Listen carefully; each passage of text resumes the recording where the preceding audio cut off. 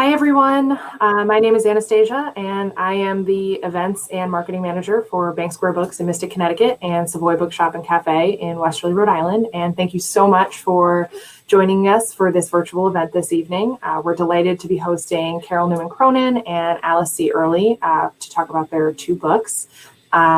Just a little bit about the platform that we're using right now. Some of you may be familiar with Crowdcast already. I see that there are quite a few of you who have chatted in already. That's fabulous. Please make good advantage of the chat. It's awesome to be able to interact even though we can't all gather in person. You can also ask questions at the bottom of your screen and the Ask a Question tab, and we'll get to those at the end of the event. There's a nice little button under the stream here that you can click on to send you to the page where you can buy a book. And if you are having stream issues, if for whatever reason you're lagging at all, there is a nice little help button right on the top next to where it says Bank Square Books and Savoy Bookshop and Cafe. That will let you go into compatibility mode, which will help you stream a little bit better.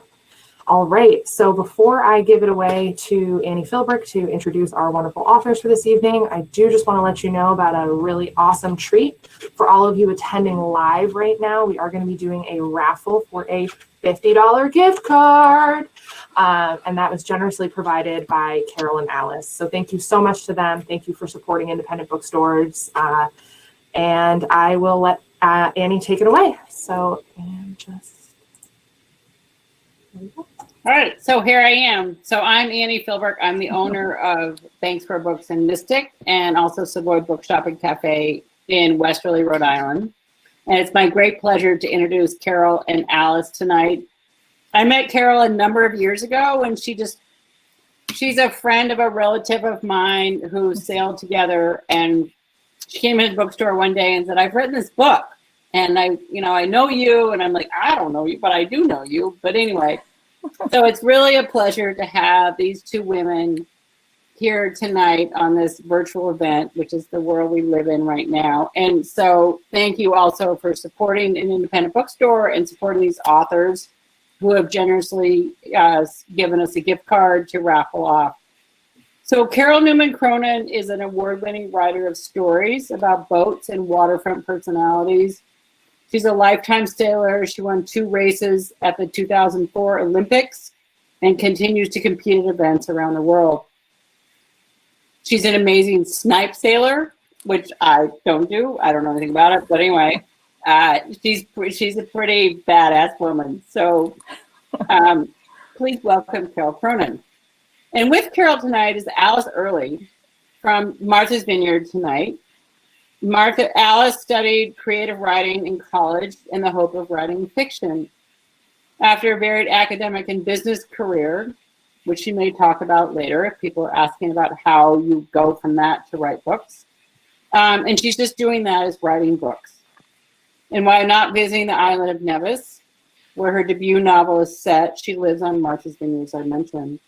Alice's debut novel is the winner of the 2020 National Indie Excellent Award in Women's Fiction and a finalist in 3 categories in the 2020 Next Generation Indie Book Awards. So it's my great pleasure to introduce to you these 2 women authors tonight, and I will leave it to them to talk about their books. But thank you so much. Hi, Alice. Hi, Carol. Hi, everybody. Yeah, and thanks so much to Annie for that lovely introduction. That was really nice.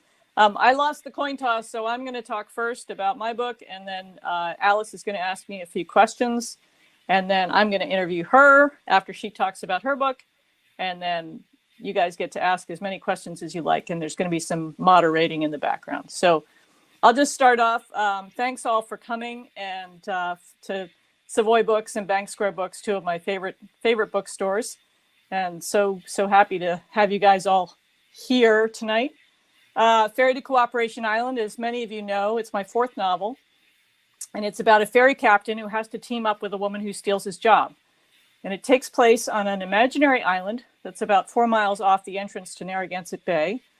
Rhode Islanders like to introduce things about things that were there that aren't there anymore. So I will tell you that it's where Brenton Tower used to be years ago for the sailors in the crowd. The book opens on a Wednesday in mid-May, and it's the day after Captain James was fired from his longtime ferry job. And he's sitting at the local coffee shop, hiding behind a newspaper and listening to people talk about him, which he's very uncomfortable with. And then he sees the ferry coming in, and that's chapter 1.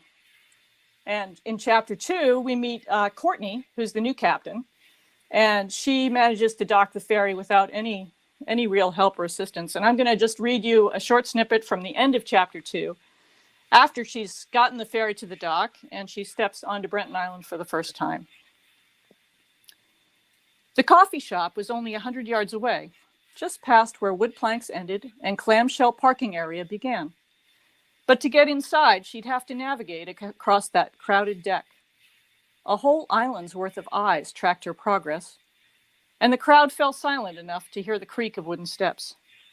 "Welcome to Britain," a white-haired man called, trying to swivel around enough to smile right at her. Courtney smiled back, vaguely, at that table of 6, until she noticed the wild hair and ragged sweatshirt just to the left of the doorway. Out of uniform, face hidden by a newspaper, the only guy sitting solo had to be Captain James Malloy. "Make friends with the old captain," her dad had said, "and your life will be much, much easier." 4 steps across the deck. Courtney ready to smile for when he dropped the paper.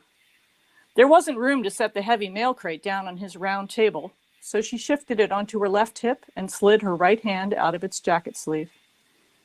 "Captain Malloy?" she said, reaching around the paper. "Courtney Ferris." Captain Courtney Ferris, she remembered, too late. Her heart was pounding. James kept all 10 fingers and both eyeballs locked on the news. All around her, she could feel the eyes on them, everyone waiting for him to respond. "Love to pick your brain," Courtney blundered on, bringing the mail crate back in front of her like a forward guard. "That nun off Bird Island was a bitch to find, and they make the rocks kind of hard up this way." She nodded at the other seat. "Got room? I'll grab a cuppa. Be right out." She waited. He snapped the newspaper even higher. "Say hello, at least, James," someone called from the big table. When one of her passengers held open the door for her, Courtney gave up and carried the mail inside. What an ass! Her new boss was right. She'd driven her new ride right into enemy territory.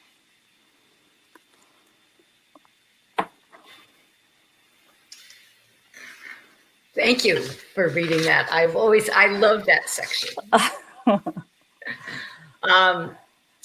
I think it's wonderful to see, how an author starts out and how she gets her characters to meet.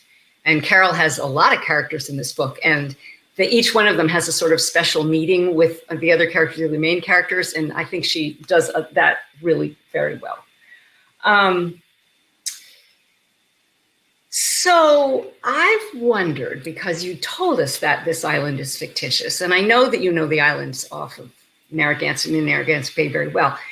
Why did you want to make up your own island for this instead of picking something that's actually there? Well, part of it was I couldn't find an island that quite was right. And then I realized I really wanted to be a local on this island.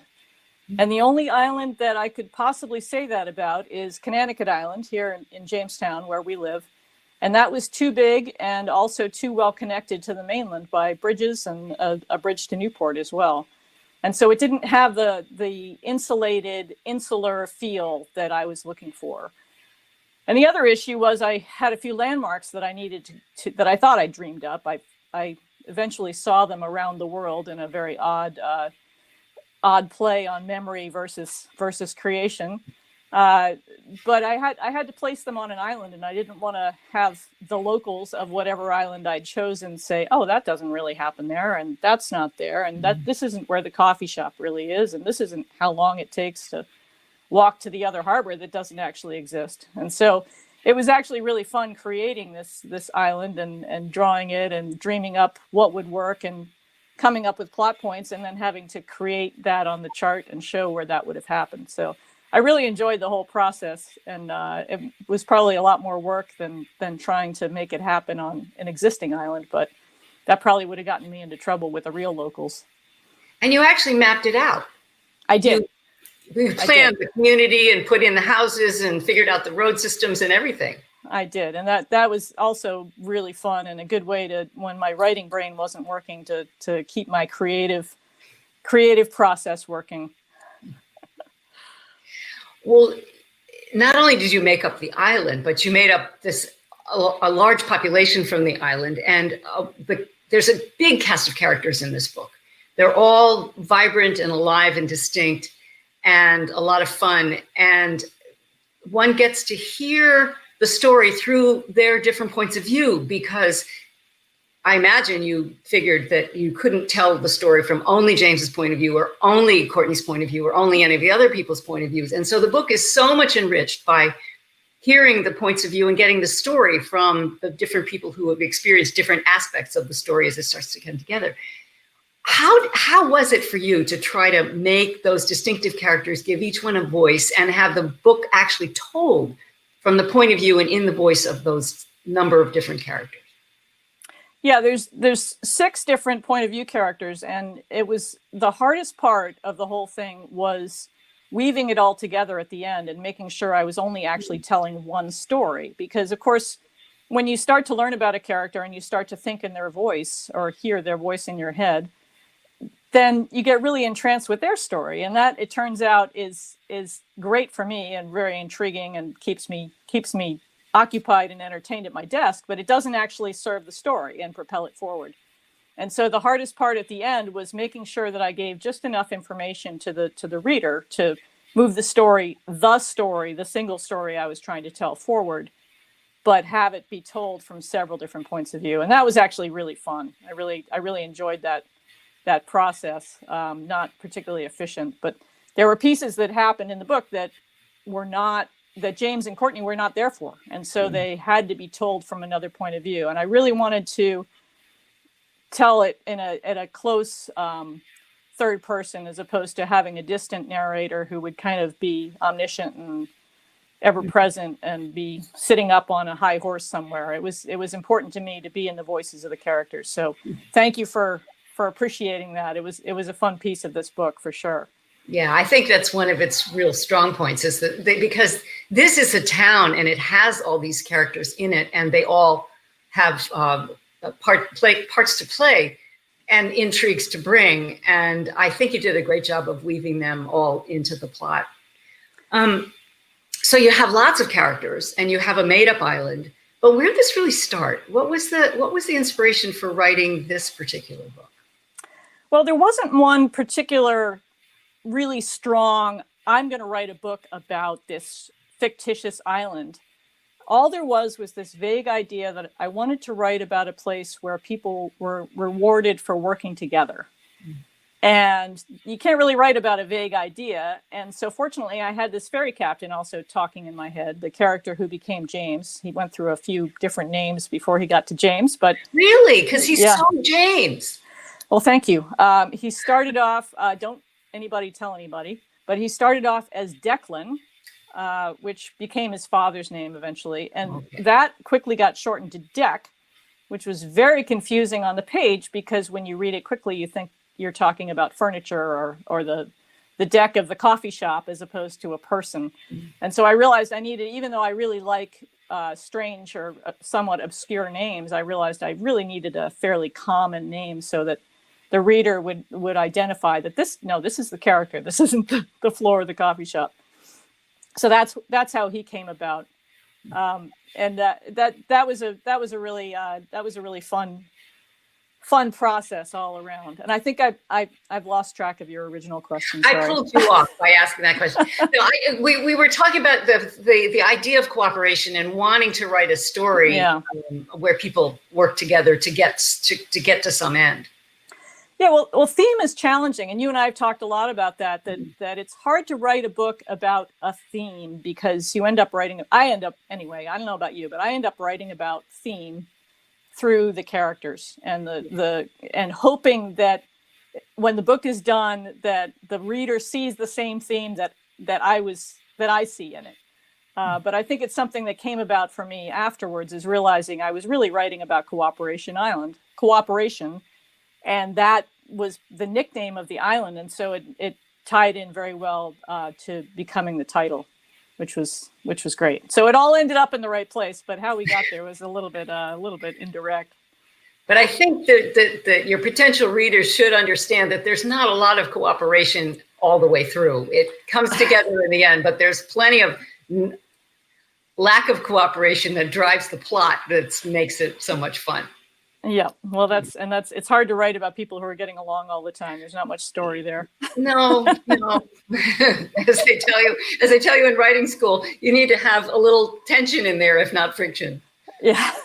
Yes, absolutely. So are we done talking about me? Can we talk about you now? Yeah, if you want to. So Alice and I met, for those of you who are wondering how this all came together, Alice and I met virtually, I guess you'd say, on the phone about a year ago, introduced by our agent, April Eberhardt, who said, you guys might enjoy each other. And I hate talking on the phone. Alice claims she also hates talking on the phone. And every time we get on the phone, including that first time, we talk for an hour and a half. And a lot of it is because we have so much in common and have come to writing sort of later in life as a second or third or fourth career, but also come from very different backgrounds. And so it's been really fun seeing her process, understanding that, and comparing and contrasting and all those things that writers like to do.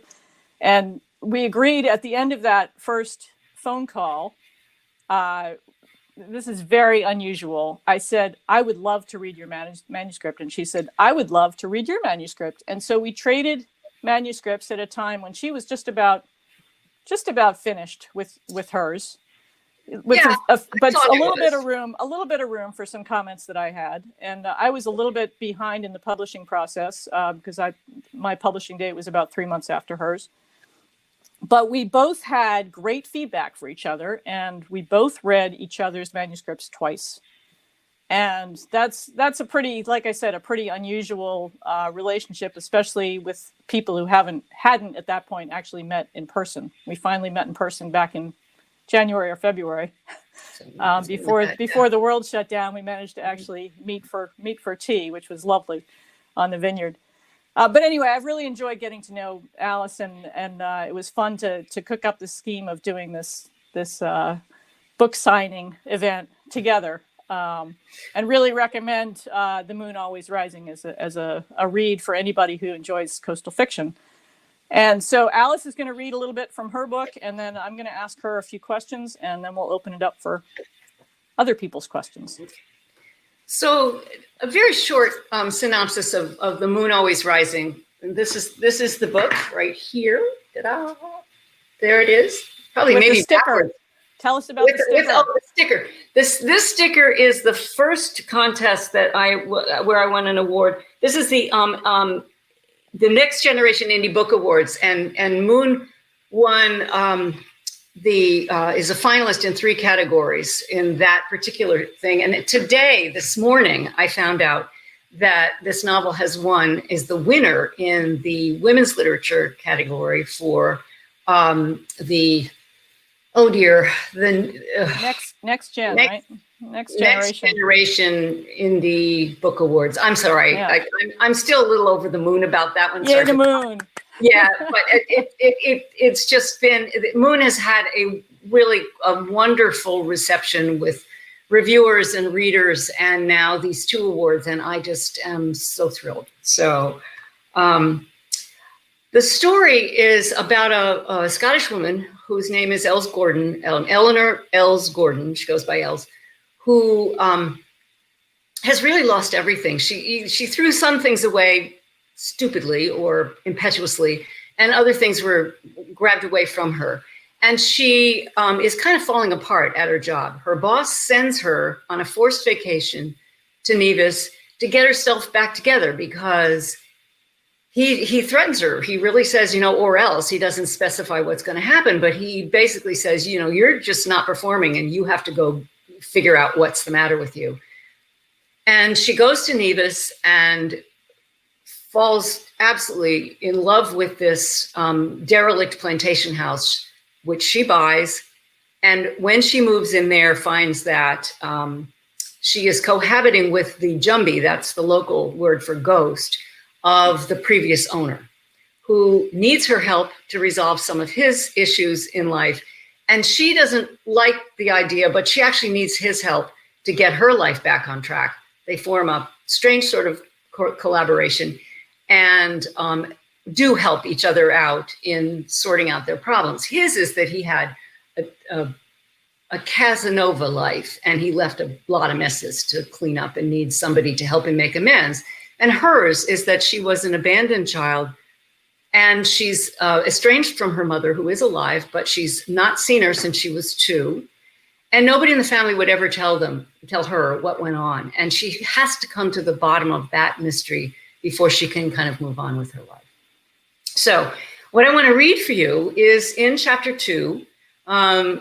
Carol picked a scene where boy meets girl, and I've picked a scene where boy meets girl. And in this case, Els is on Nevis. Her first night there, she meets in the bar of the resort where she's staying and a rival investment banker. She's a London investment banker. This is a New York investment banker from a rival firm. And he's there with his wife and 2 young daughters, and they meet at the bar, and she lets him know that she's having a birthday the next day. She's about to turn 33. And he says, oh, well, then you must come sailing on the yacht that I've chartered. His wife and daughters don't want to go because they're going to the spa. And so Els agrees to do it. And an event that takes place while she's there on the yacht is what really kind of kicks off the story. So where we are here is that she has arrived at the yacht. She's come there with Jason, who is the local Jamaican first mate. And she's met the captain, whose name is Liz. He's Guy. His name is Liz. And they have set sail away from Nevis toward St. Kitts, which is a neighboring island. They sailed to the southeast peninsula of St. Kitts, arid and uninhabited, and into a deserted cove where Liz and Jason set the anchor and dropped the mainsail. Salustrio pulled Els onto the stern deck.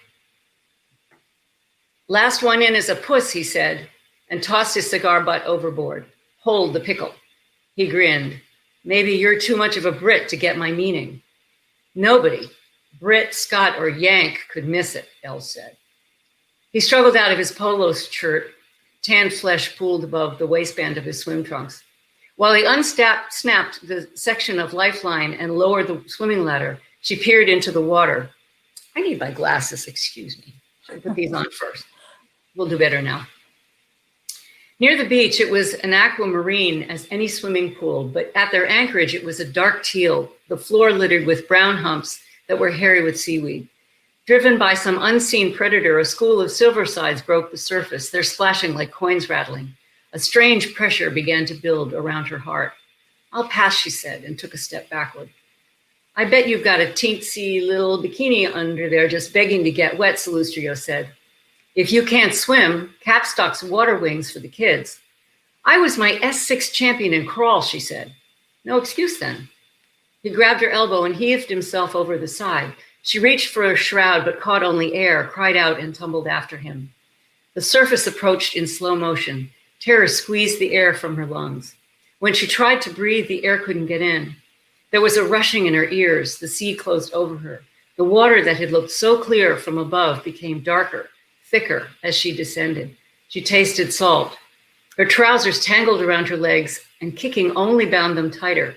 It took all her strength to right herself and aim for the sunlight dancing on the surface, impossibly far away.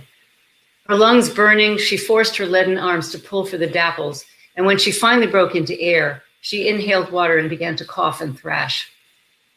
She felt the concussion of someone entering the sea. A wave smacked her face. The captain surfaced next to her, pinned her to his chest, and stroked to the ladder. He placed her hand on the ladder rail and covered it with his own. You're okay, he said. She felt his voice was coming from a great distance, although he was gripping the back of her shirt and speaking into her ear. Listen to me. You're safe. Breathe. That's it. Breathe. He murmured reassurances into her until her panting subsided. When it did, he lifted her foot onto the bottom rung. She managed to pull herself up, though she was shaking so hard she had to hug the sun-warmed metal after each step. When she finally hauled herself onto the deck, she knelt and clung to a lifeline. Salustrio, floating near the foot of the ladder, looked up. The champ's a little out of practice. He rolled over and pawed toward the stern. Liz climbed onto the deck and raked back his hair. His sunglasses dangled from their croquis. There was a flicker of annoyance in his expression. He settled her on a banquette and draped a towel around her, and she drew it close, breathing through its folds and fighting to control her shaking.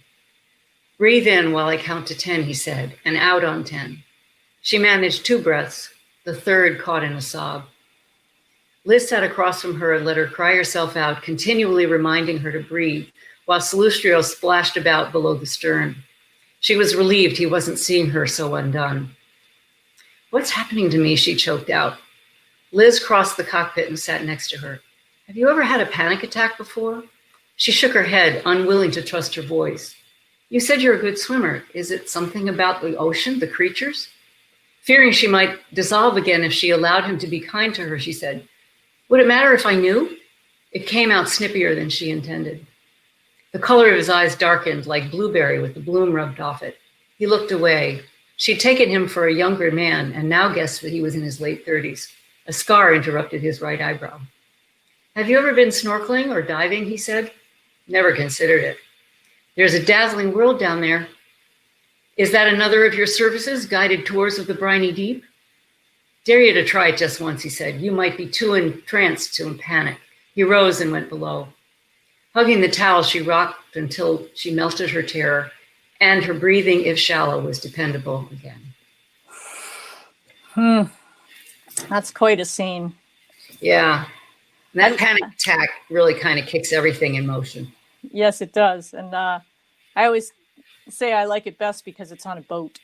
So we both had boat scenes. Yeah. And for the people who still have Moon Always Rising ahead of them in their reading queue, there is a fair amount of sailing in the book, considering that you didn't meet me until after you wrote it. So yeah, I've been sailing a while before I met you. That's good. So unlike my book, which takes place on an imaginary island, yours takes place on 2 very very real islands. But one of the things that I was a little bit surprised by is that it takes place in 2 very different settings. And one is Nevis, which you gave a little bit about in the reading. And the other is the Scottish Highlands. And I've never quite understood why you chose to place else in both situations. Can you talk about that a little bit? I couldn't think of a larger contrast between 2 climates. That was intentional. I have been visiting Nevis since 1996 with my husband every year. And a lot of the book was imagined there. A lot of it was written there. A lot of the revisions were done there. And I wanted, because I love the island, I wanted to stick with its geography. And it has these marvelous place names like Chickenstone and Golden Rock. And the main town is Charlestown. And there's a beach called Lover's Beach. And they all figure into the plot, and I used all their real place names. So I stuck very much with the actual geography of Nevis. There's even a little map of Nevis in the front of the book that one of my wonderfully artistic neighbors here on the vineyard drew, which has all the real place names, and then places on that map the location of Jack's fictitious house and the location of various other things in the book that are purely fictitious, like another character's home. But most of what's on there is real. By contrast, I needed to figure out where Els came from. And I knew she had to speak English, obviously. I did not want her to be an American. Nevis has a complicated history of being owned or controlled by the Brits, the French, at various times back and forth, handing it on back and forth. But it has a tighter tie now with the UK, and there are a number of British expats there. So I didn't want her to be British, but I wanted her to be somehow from the UK. And I researched Scotland a lot, and it began to dawn on me, though I have never been there, that what I was learning about Scots and Scotland fit with the character of Els as she was evolving in my mind. The independence, the feistiness, the toughness, the love of the land, the generations of people living in the same place, and the fact that she comes from a family that has centuries old, generations old stone pile in the Scottish Highlands where that is her home, her ancestral home. All of those things began to fall into place. And I also felt as though, because of the story arc for her estranged mother, that it was really important, her mother is Italian, that the life in the Scottish Highlands be very difficult for her as well.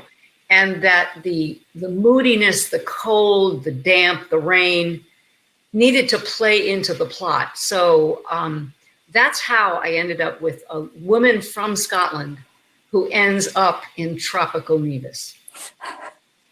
Well, it is quite a contrast, but it's funny to hear you talk about how you discovered that she was from Scotland after you started to understand Els, because to me, again, like you said about James's name, it seems very understandable and natural that she was she's the from hardest Scotland. character. She was just impossible. She did not want to be born. She was really tough, and I think so. She evolved a lot as I wrote and rewrote and rewrote, and as that all came into place, some of these other things just clicked even more.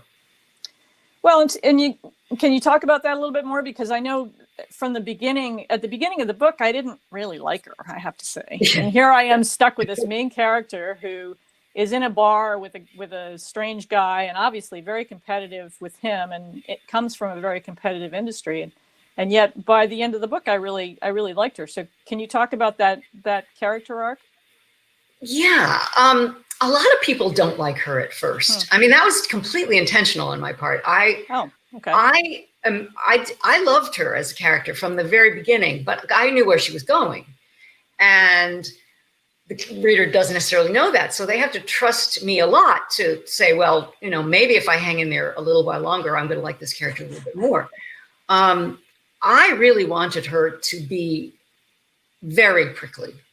And she comes by it honestly. She has her reasons. And I think most readers come to care for her and like her and to be sympathetic. But in the beginning, she has really made herself very hard to like. And so I wanted her to be that way. And I think I probably succeeded, because I may have driven away some readers who read the first 10 pages and said, I don't like this person. I'm not going to read any more of this. But those who've told me, and quite a few have, that they didn't like her at first, when they hung in through the first section, which is set in Nevis, and then we go back several years to Scotland, and we see her there, we see what she lost, and we begin to understand why she might have been cracking apart, then I think the sympathy for her begins to kick into place, and she starts to make more sense, and she's not just prickly, she's prickly with a reason, I hope. Yeah, and that's part of what, when we were first talking about our books, I think that was one of the funny things that we both found in common, is that I've got this character, James, who nobody likes at the beginning, and you've got Els, who nobody likes at the beginning, and we had sort of come to this for separate reasons. James. But I always liked James. But then I guess I'm not put off by curmudgeons. Right. Because I knew it was going to have a softy underneath there someplace. Yes. Happy endings. Got to have happy endings. Yeah. Right. I don't think the ending of my book is actually happy. I think it is hopeful. Yes. I would agree with think it's uplifting. It's not wrapping everything in a bow, but the characters all move toward resolution. And I think I left them in a place where the reader can see that the resolution is within their grasp anymore. Yeah. Can you talk a little bit about the house, about Jack's house, and how drawn Els was to that? Because I find that a little bit fascinating, that somebody could walk into a place they've never been and feel instantly at home. Well, I mapped out Jack's house the way you mapped out your island. I drew it. I drew, I love buildings. I've done a little bit of design, and I really wanted it to be, I had to choreograph how you would move through this space. So I actually designed the house in little marginal drawings as I was going. The house itself is a very old, typical structure for the very old houses in Nevis, where the ground level is native stone, which is a sort of a pinkish gray volcanic rock. And the upper story is wood, and it has shutters and shake roof. It's not very tall. It's rather long and thin, and it has a gallery, as they call a veranda or whatever, that goes the entire length of the house. And there's a lot of those houses have gingerbread. So this one has gingerbread trim.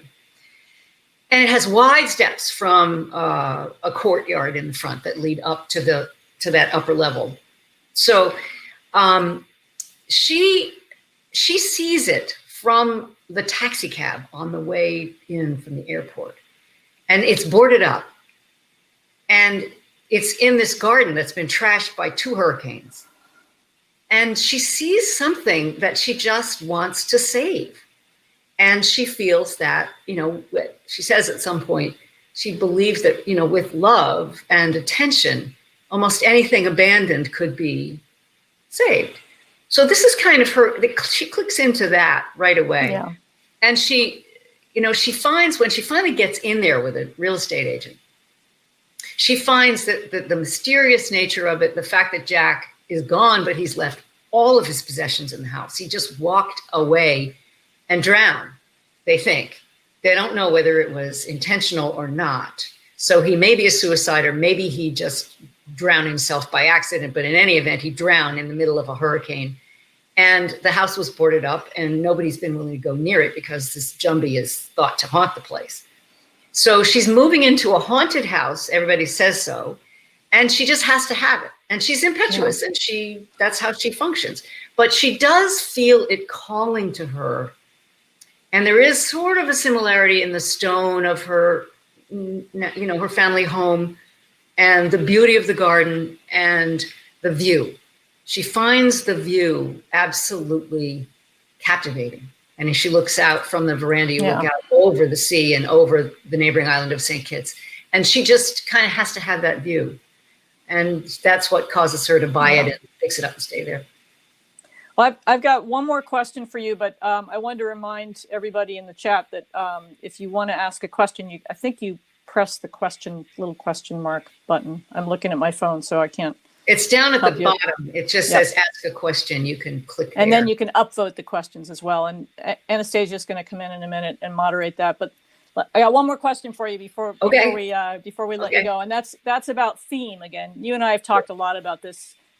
That how do you come up with a theme of a book? Did you realize your theme is forgiveness? Did you realize that that's what you were writing about, or were you like me, where it sort of came to you when you were done that's really what the core of the book was? I knew I was writing about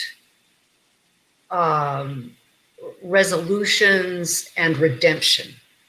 I wanted there to be a sense that some of these characters had actually come through and redeemed themselves in some way, particularly Jack. But the idea of forgiveness, I didn't discover that until I was done. Yeah. And I was trying to say, people kept saying, well, so what's your theme? And I'm thinking, I don't know, what's my theme? And, I realized that almost every character in this book needs to have some forgiveness. Either they need to forgive themselves for something, or they need to be forgiven by others, or they need to forgive others. And all of the above. And when I figured that out, I began to see how the themes, that strong theme of the book is woven through really all of it. And I really didn't know that. I didn't set out to do that, but I found that that's where I was going when I was pulling it all together in the final form. Yeah. Surprise to me. Yeah. Yeah. Well, something else we have in common. Yeah. And Anastasia, are you there? Can we bring you back to moderate some questions? There you are. Hello. First off, before we get to any questions, I just want to say this has been so interesting and I can't wait to read both of your books. I feel like they are going to be perfect reads to take down to Weekapaug with my beach chair, and it's going to be fabulous. And then just one last thing before I start looking through those questions. Number one, submit your questions through the Ask a Questions right down at the bottom. But also, just to circle back to that gift card that we mentioned at the beginning that Carol and Alice so generously donated, I put all of the names of those who attended live into a random name generator. And with a little fanfare, a little drum roll, please. Our gift card winner is April E. April, this gift card is for you. Woo-hoo! April. That's great. So April, I will email you after the event is over and let you know, and we can figure out sort of how we want to go about that. All right, awesome, cool. So with that being said, let's get on to some questions. Okay, so first from Marcia, we have: the way Alice describes all her interesting characters makes me feel that each could have their own story. Is there any chance you might write other novels that explore sort of offshoot characters? I've been getting the question a lot lately. Are you writing a sequel? People are saying, I want to know what happens to these people afterwards. I have thought about what happens to them afterwards, but I wasn't planning to write a sequel. This was not book one of three or something like that. I'm thinking about it. I'm working on another novel now that is very, very different, does not include these characters. And I want to get that one finished first, but maybe, if there continues to be an interest, it'd be a little bit like JoJo Moyes coming back and, sort of picking up Lou again. I don't know.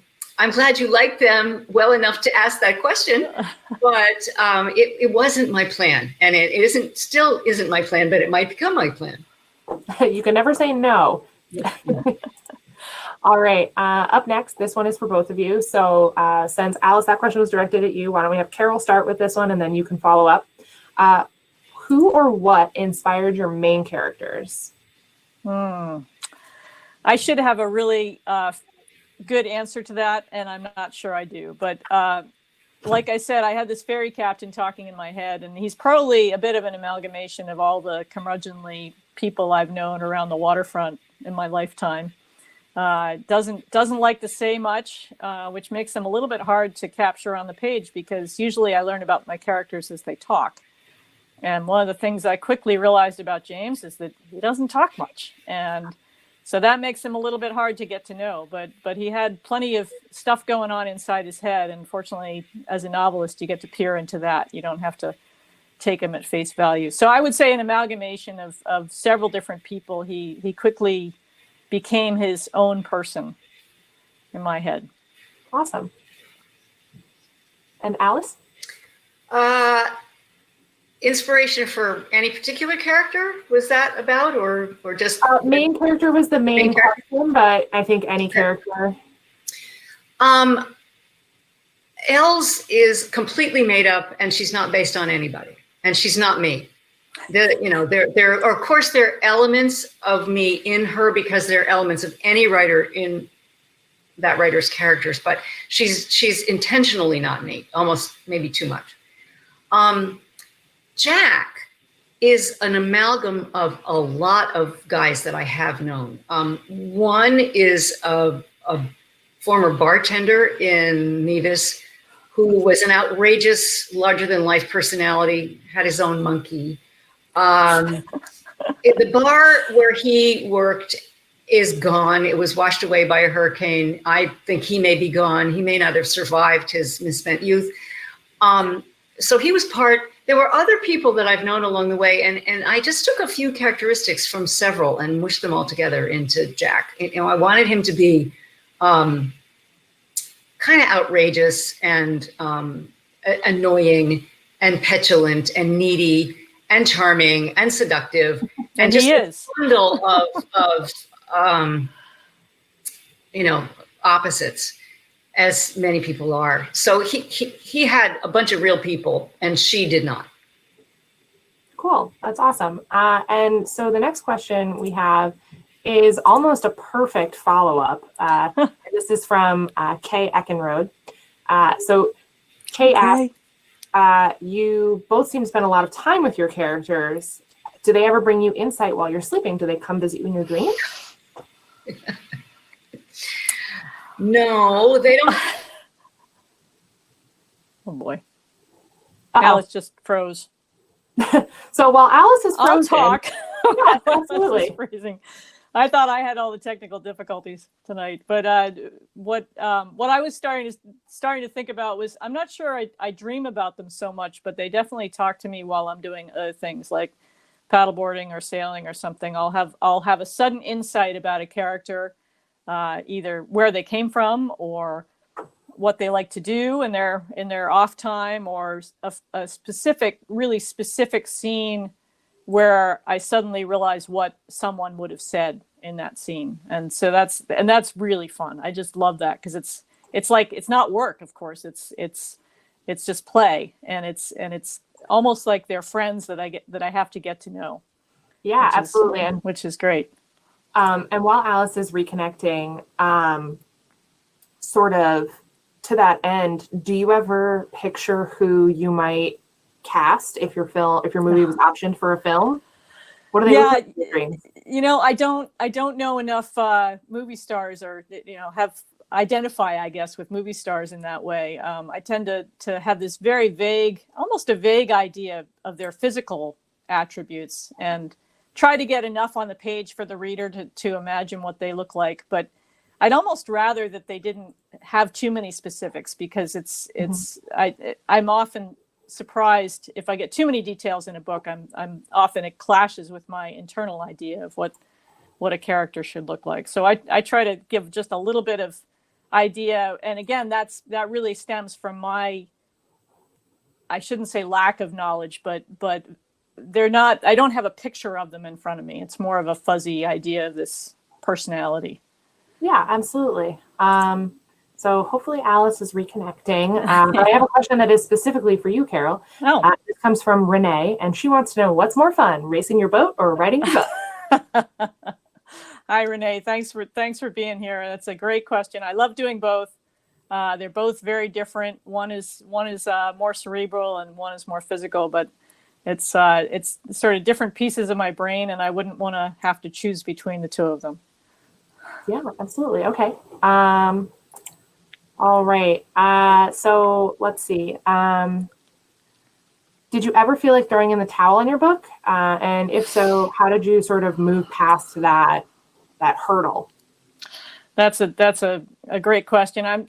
My guess is that all authors at some point think, is this really worth all the time and aggravation and effort? And fortunately, every time I hit a hurdle like that, where I either was at a tough point where I didn't know what was going to happen next, or just was frustrated with how long it was taking me to piece together this story or something else, I would get a little spark of inspiration, either one of those characters' voices talking in my head, or some push from someone who had read one of my previous books and said, "Oh, I can't wait for your next book," and that kind of thing. So you get these little stopping points, and then you get something that pushes you to continue, which is great.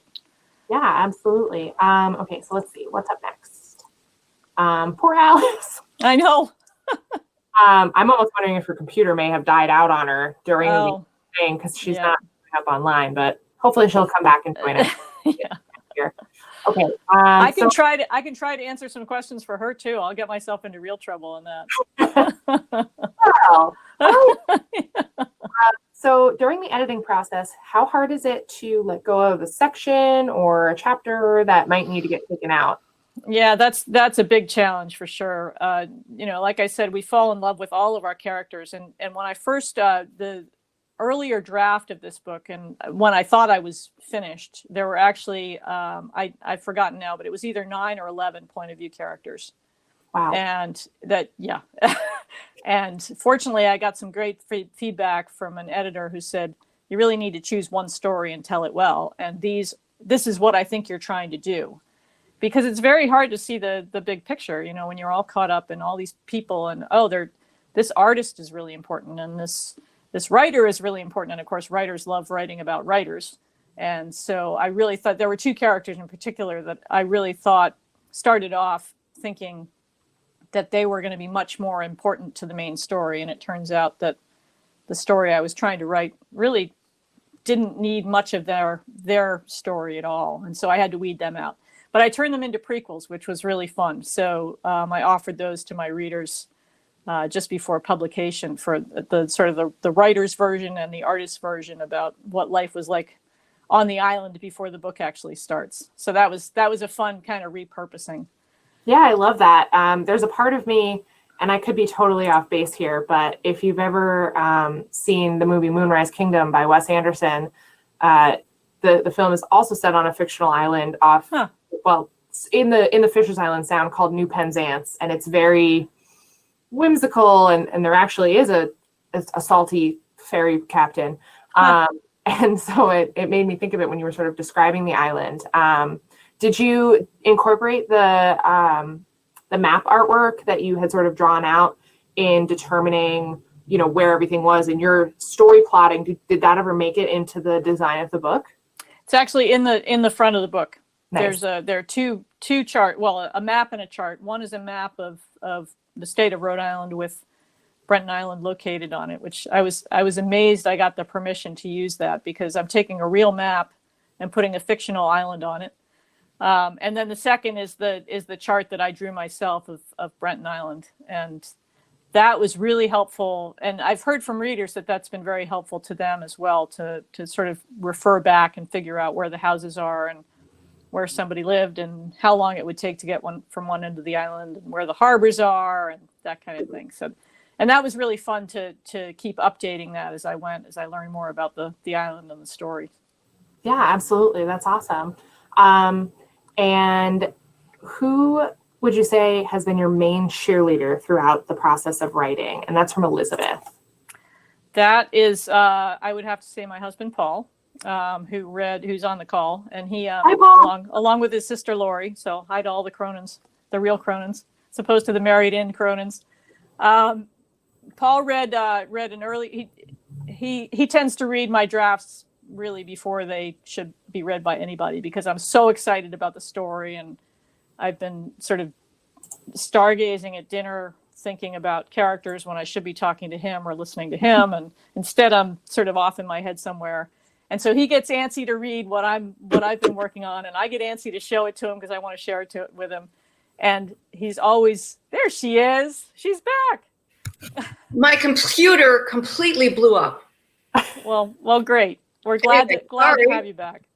So anyway, so Paul's been my biggest cheerleader and also helped out a lot with diesel details. So there's a lot of information in the book, and so it's very odd from a novelist's point of view, because instead of saying, oh, I have an engine and it died and it has this problem, you're coming at it kind of from the back, where you have a situation you need to create and you need the diesel to do a certain thing, but you don't know enough about diesels to figure out what that thing would be logically. And so we had a lot of great dinner conversations about, well, if I need this to happen to a diesel, what would cause that, and what kind of diesel would be the best for the ferry? So that was really, really helpful as well. Awesome. So Alice, I'm actually just going to repeat this question for you. So what we've been talking about is, I'm just going to do this sort of twofold for you.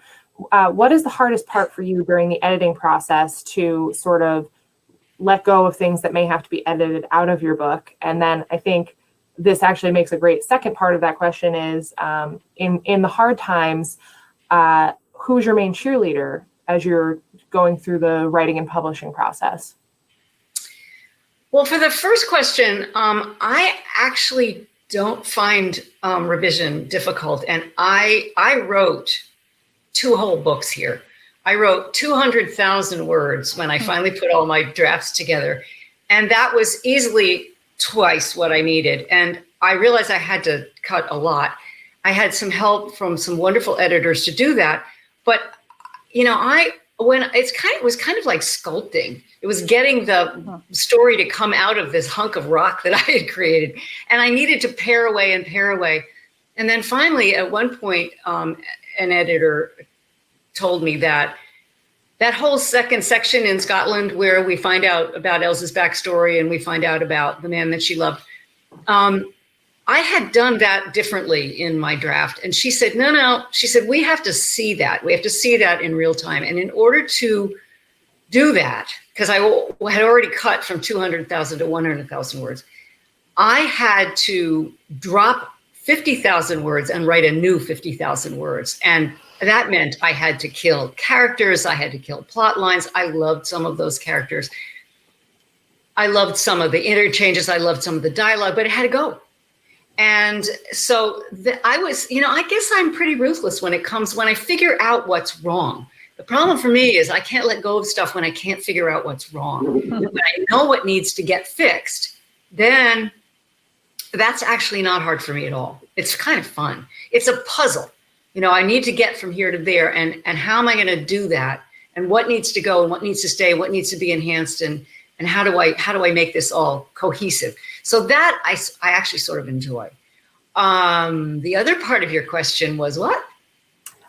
Who cheerleads you? Who's your champion? Cheerleader. Oh, well, my husband Larry is a major cheerleader. He has lived through really 20 years of this book because he told me a story that we were walking on the beach in Nevis, and he told me the story of an Anguillan fisherman, a real guy whose name was Ivor the Diver, somebody I never met, but that he knew because he'd been going to Angola longer than I. And he told me about this guy, and it just lodged in my brain. Well, that became, with many modifications, became the character of Finney, the local fisherman in the book. And so he lived through the first 10 years of my sort of noodling and scratching around. Then when I started to get serious with it, then I started to disappear into my head for hours and hours at a time and into writing groups and whatever. So he's really hung in there through all of it and didn't read it until, I don't know, maybe 3 drafts ago. And I was so scared that he was going to hate it. And that I had been I'd been taking time away from him all these years to like spend time with this other thing that I loved. And I thought, if he hates it, I don't know what I'm going to do because, that would just feel like the whole thing was just a terrible exercise. And fortunately, I could tell from his reaction, because he's a poor liar, that he really, when he told me he liked it, I knew he meant it. And he's continued to be a real stalwart and a cheerleader and a friend through this whole process. So I don't work out plots with him. I don't ask him writer questions, but he's just a rock who's there. That's awesome. As Paul said in the chat, go husbands. Yeah, Go exactly. yeah. Okay, so this one is for Alice. Did you spend time drawing detailed character profiles beyond or before writing the text? One of my writing critique partners here gave me a couple of really useful exercises, which was sort of ask your characters questions. And there were a bunch of exercises, sort of like, what's he wearing on his feet right now? What does his childhood home smell like? And I started to play with those, and all of a sudden these details of the character, things that never got into the book, but were backstory, were parts of, sort of fleshing out the character to me, began to fall into place. So I did those exercises, but I did not really, I don't outline very well, I'm sorry to say. But once I realized a little bit about the characters, like Liz, I figured out I'm not into astrology, but I figured I needed to know what his sign was. I wanted him to be faithful to what somebody in that sign would be. Same thing with Elle, same thing with Jack. So, I gave them all birthdays, and I used certain things to kind of structure their personalities based on folkism. I don't know, but it made it easier for me to have them have character traits that sort of all hung together. Yeah, absolutely. And awesome. so that was the only thing that was even close to outlining for me. I might be in big trouble because I know what James's birthday is, but I never thought about what his sign is. He may be totally wrong for that birthday. People so often ask me about my sign, and I'm not really into that, but I find it kind of fascinating when it is sort of useful and helpful. Right. And hangs together. So I thought, well, it's a tool. I'll use it and see where it takes me, but I won't be enslaved by it. And it did help. Yeah. Well, and now they're sort of coming out with this new 13th sign of the zodiac, and I'm going to butcher the pronunciation, but it's Ophiuchus, which falls in between Scorpio and Sagittarius. So really, everyone's dates have been completely jumbo, so no one is what they are. A real cusper, huh? So there's two more questions here. So from Kay Eckenrode again, she or he is wondering, since you both used native islanders, how did you research them? And I feel like you both touched on this a little bit when you talked about character development, but expand if you can. I took the easy way out because native islanders, I made up my own island so they could all have their own traits. But that said, they're definitely Rhode Islanders. And there's, like I said, we all describe where we are based on what is no longer there, like the grocery store that's not, hasn't been gone 20 years. So Brenton Island is where Brenton Tower used to be, which is perfect Rhode Island description. And I think the characters kind of reflect the people that I've met since I moved to Rhode Island 25 years ago. You also use the Narragansett Native peoples. Yes. And so you must have done some research on that, or else you really know a lot about the history of the local. I didn't know anything when I started, and somehow they kept appearing on the page as individuals more than as a tribe, and particularly Mavis, for those of you who have read the book, and her brother Joe, both appeared to me as Narragansett Indians, and I had to go and then learn about the tribe and about their history in the state, and that turned out to be very important to the story. But I didn't. And it was one of the benefits and the real pleasures of writing the book was there's a great museum up in, I think it's in Exeter, Rhode Island. It's about a half hour north of where we live, which in Rhode Island terms is you have to pack a lunch for. That's the rule.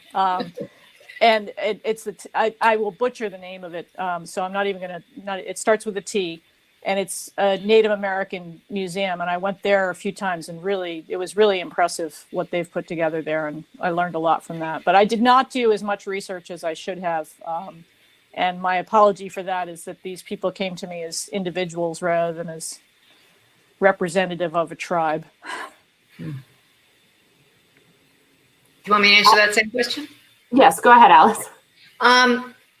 My Nevis people are, Nevis is an island that had a very long slave history. It was a very, very prosperous sugar island. It was called the Queen of the Caribbees because it was more productive than all the others, really. And so the people there come from all over, because they were dragged there from all over. And there's a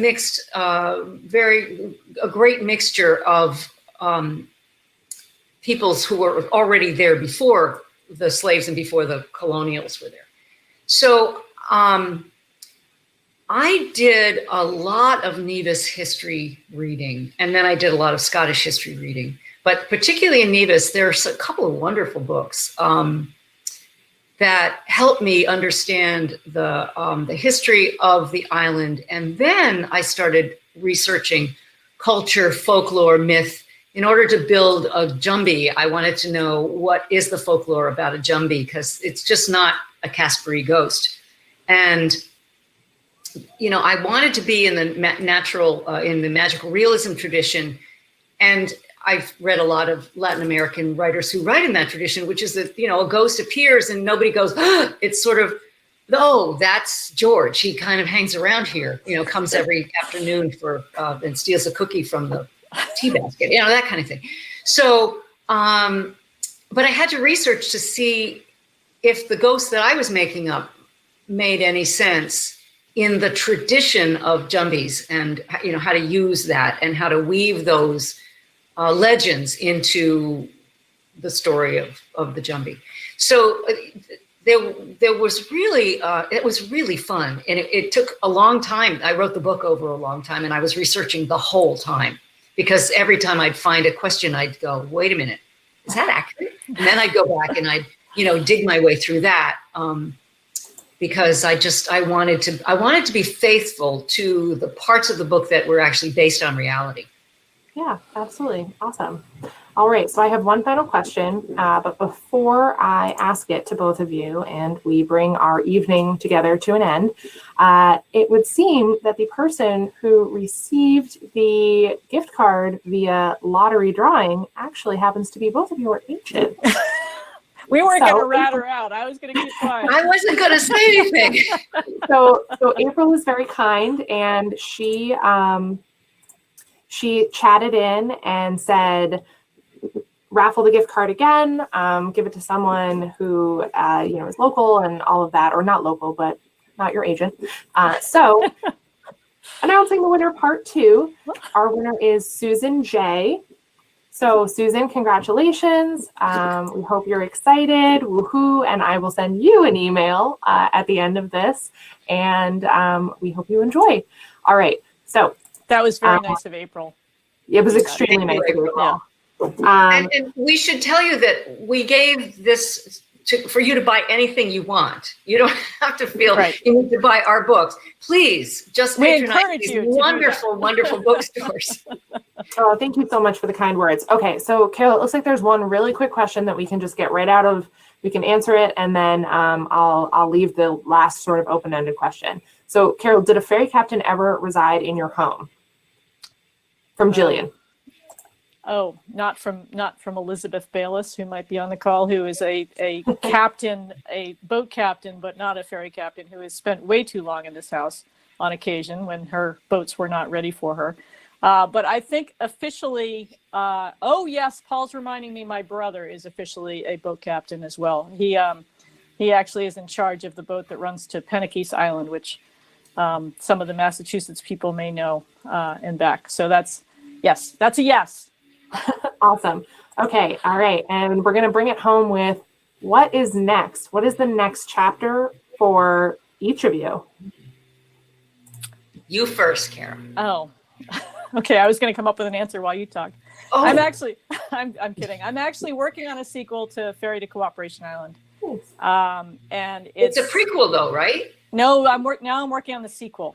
Oh, you yes. And it's what happens. It starts up pretty much right after this book ends, but we're all going to have to be very patient.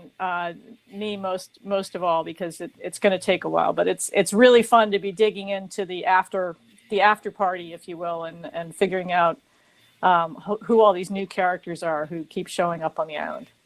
Yeah, absolutely. And what about you, Alice? I am working on a novel that is very, very different from Moon Always Rising. It is titled Posthumous. That's the working title, but I hope it survives because I love that title. And it's set in New York and the Hamptons, New York City, in neighborhoods that I know and have lived in. And it is about a literary power couple who have deep secrets from each other and are not what they appear at all on the surface. Mm-hmm. And it is also, as I've mapped it out this way, it is also a redemption story, but there is a lot of what looks like revenge in it as well.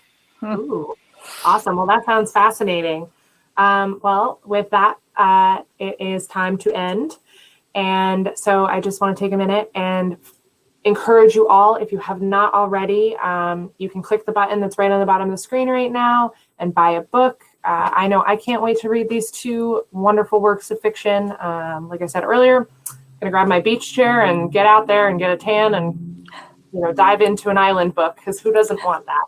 All right, so thank you so much to Carol and Alice, and thank you to all of you for tuning in. Thanks, Anastasia. This has been really fun, and thanks everybody for coming. Yeah, all right, have a great night, everyone. Thank you.